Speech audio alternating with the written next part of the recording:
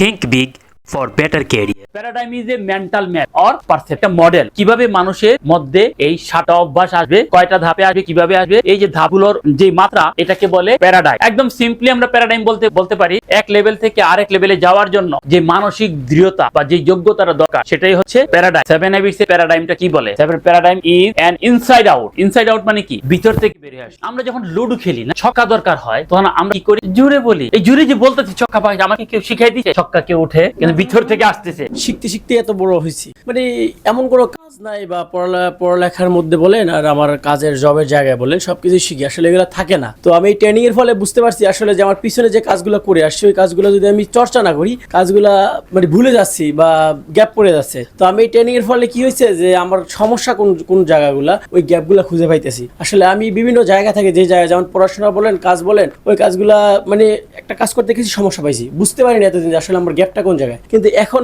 ধরতে পারতেছি যে আসলে আমার চর্চা বা বিভিন্ন জায়গায় গ্যাপ থাকার কারণে আমার এই কাজটা আটকে যাচ্ছে। Very good. এগুলো আমার সমস্যাগুলো খুঁজে thank you so much, thank you so much. আমরা আগে যে চারটা দেখলাম, এটার নাম কি বলেছিলাম আমরা? একটা প্যারাডাইম। প্যারাডাইম বলতে আসলে কি বোঝায়? Paradigm is a mental map or perception. Paradigm হচ্ছে একটা মেন্টাল ম্যাপ বা আপনার উপলব্ধি, perception. We may also say paradigm is, বোঝার জন্য প্যারাডাইম কি আমরা আরো বলতে পারি a frame of refer or a model. এটা একটা মডেল, কিভাবে মানুষের মধ্যে এই 7টা অভ্যাস আসবে, কয়টা ধাপে আসবে, কিভাবে আসবে, এই যে ধাপগুলোর যে মাত্রা, এটাকে বলে paradigm. The way we perceive, যেভাবে আমরা বিভিন্ন চিন্তা করি বা উপলব্ধি করি, আন্ডারস্ট্যান্ড বুঝি, অ্যাকর্ডিংলি ইন্টারপ্রিট অ্যান্ড জাজ থিংস।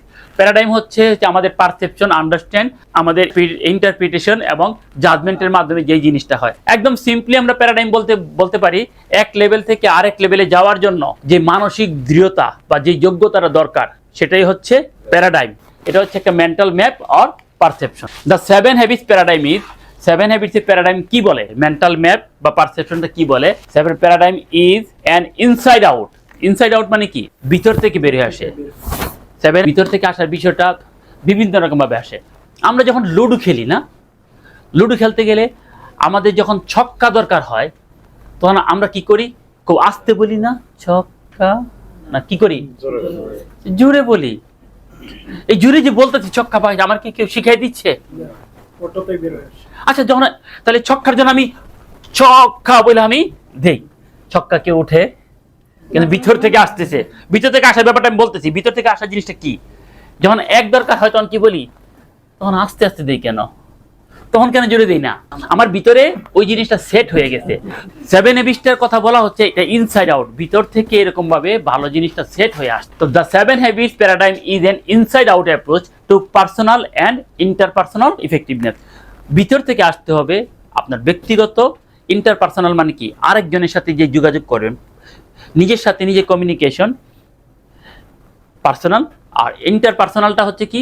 আরেকজনের সাথে যে আমাদের যোগাযোগ বা ওঠা বসা, এটার যে ইফেক্টিভনেসটা আসবে, এটা ভিতর থেকে আসতে হবে। আপনাদের সবার প্রতি আমার একটি বিশেষ অনুরোধ, আপনারা যারা আমার চ্যানেলের ভিডিওগুলো দেখে প্রতিনিয়ত আমাকে উৎসাহ যুগিয়ে যাচ্ছেন, তাদের মধ্যে এখনো প্রায় 87% শ্রোতার মাধ্যমে চ্যানেলটি সাবস্ক্রাইব করা হয়নি। আপনাদের একটি সাবস্ক্রাইব আমাকে ভীষণভাবে অনুপ্রাণিত করবে। এছাড়াও চ্যানেলটি সাবস্ক্রাইব করার মাধ্যমে আমার চ্যানেলের নতুন ভিডিও আপলোড হওয়ার সাথে সাথে তা আপনি অবগত হতে পারবেন। সাবস্ক্রাইব করুন, সাথে থাকুন। ধন্যবাদ সবাইকে। ভিতর থেকে আসাটা বিষয়টা কিরকম?